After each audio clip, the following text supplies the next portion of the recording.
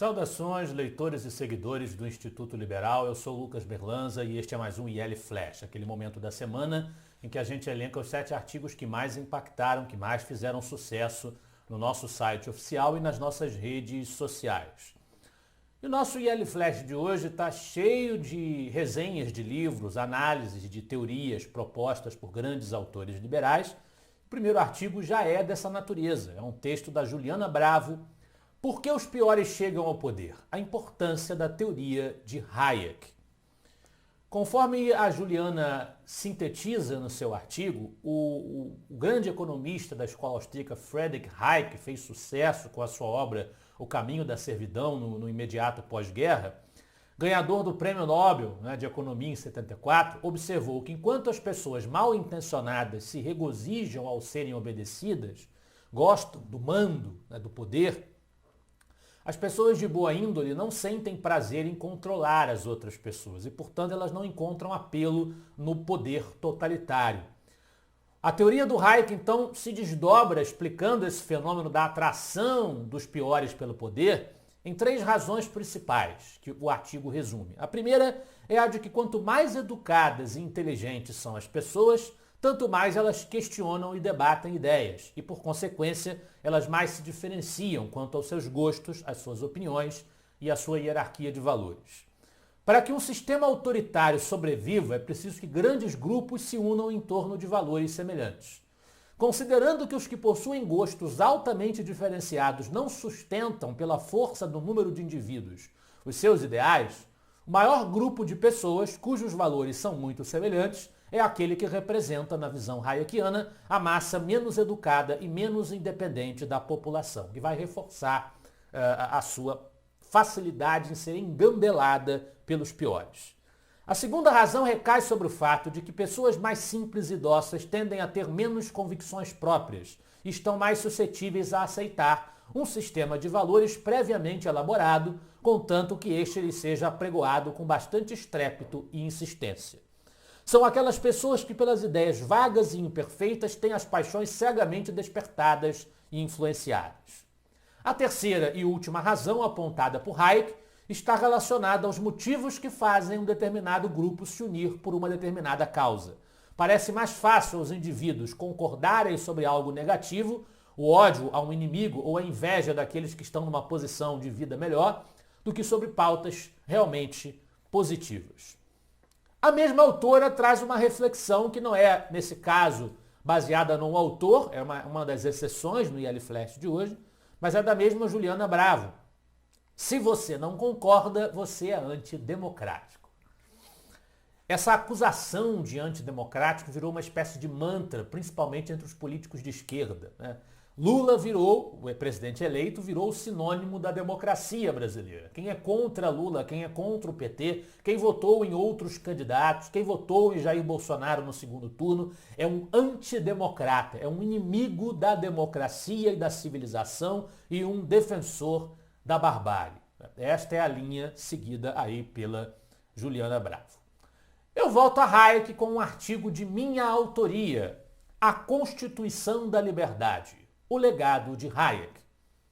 O grande Hayek, como nós dissemos, ficou muito conhecido pelo seu Prêmio Nobel em 74 e pelo seu pequeno livro O Caminho da Servidão, que fez um grande sucesso agitando os teóricos das ideias da liberdade nos anos 40, mas a obra magna de Hayek muito provavelmente é A Constituição da Liberdade, que já foi traduzida em português para Os Fundamentos da Liberdade anteriormente, que foi publicada novamente no Brasil numa nova tradução de Pedro Eloy Duarte, lançada pela editora Avis Rara, uma obra monumental de Hayek, em que ele discute sobre os fundamentos teóricos do pensamento liberal ao longo da sua trajetória, o que a tradição liberal ainda tem a ensinar às pessoas hoje, vinculando-se abertamente aos liberais clássicos dos séculos XVII, XVIII e XIX, e que ele discute a diferença hayekiana, teórica hayekiana, entre lei e legislação, a importância do Estado de Direito como a grande organização institucional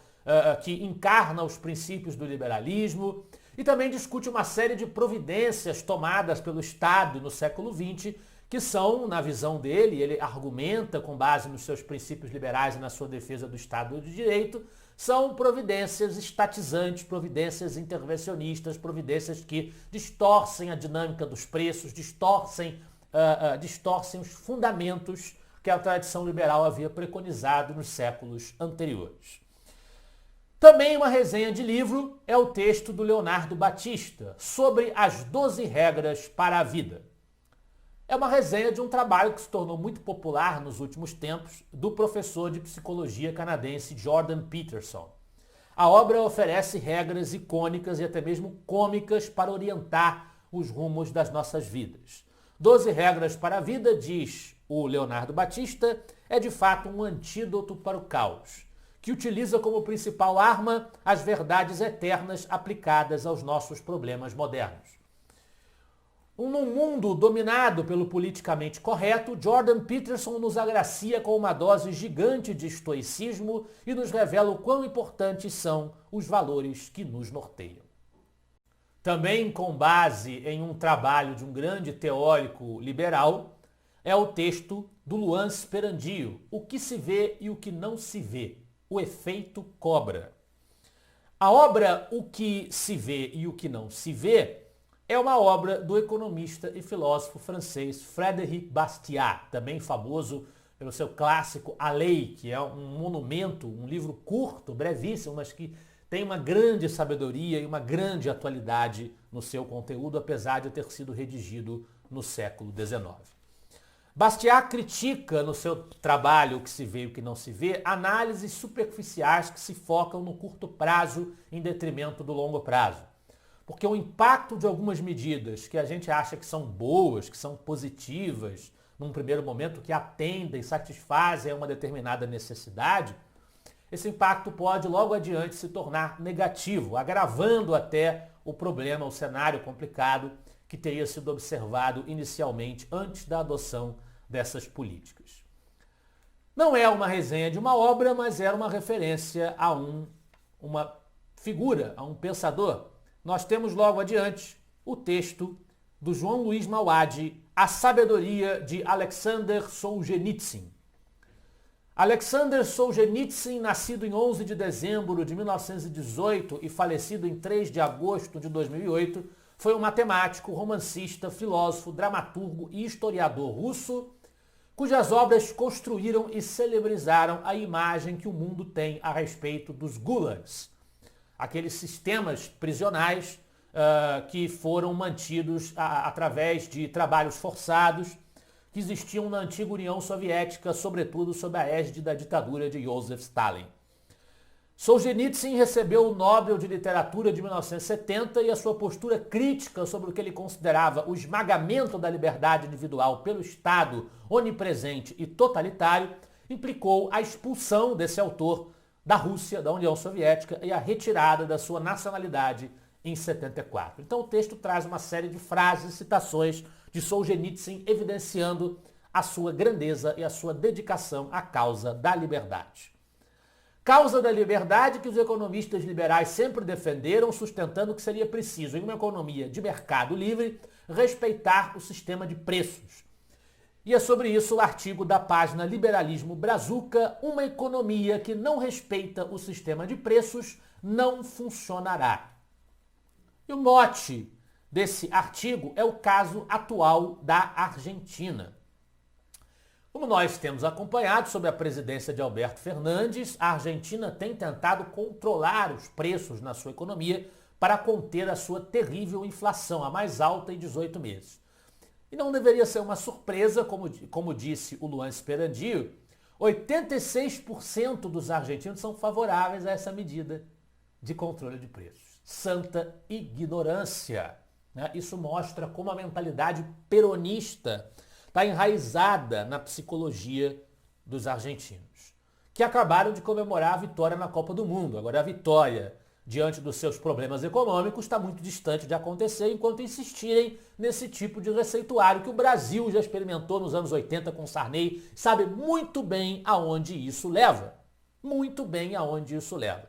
Embora os brasileiros também aparentemente não tenham aprendido tão bem a lição da economia, como comprovam alguns dos acontecimentos recentes.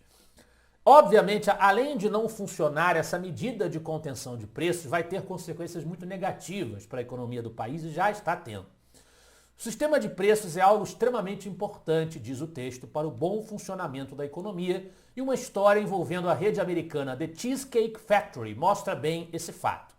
Conhecida no Brasil por ser o local de trabalho da personagem Penny do seriado The Big Bang Theory, a Cheesecake Factory possui 211 restaurantes, quase 50 mil empregados e fatura na casa dos bilhões de dólares. Em 2018, para comemorar 40 anos, a empresa resolveu oferecer 40 mil pedaços de cheesecake de graça. Como diria Jorge Aragão, aí foi que o barraco desabou. Os restaurantes da rede ficaram abarrotados de pessoas que queriam o doce e em menos de uma hora todos os pedaços foram distribuídos. Uma briga chegou a acontecer, a polícia foi chamada, uma pessoa acabou presa por desordem pública.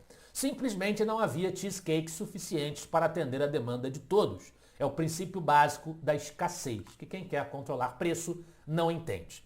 Uma economia que não respeita o sistema de preços não funcionará. Mário Henrique Simons, um economista monetarista brasileiro, uma vez brincou que os economistas heterodoxos criaram o princípio da contraindução de Bacon. Uma experiência que dá errado várias vezes deve ser repetida até que dê certo. É assim com o socialismo, é assim com o controle de preços. Mais uma vez a Argentina tenta controlar os preços, mais uma vez vai dar errado. Esse foi o nosso IL Flash de hoje. Eu espero que vocês gostem dos artigos e dos debates proporcionados pelo Instituto Liberal. Semana que vem estaremos de volta. Afinal de contas, para nós, você é a parte mais importante da sociedade. Até lá e boas festas para todo mundo.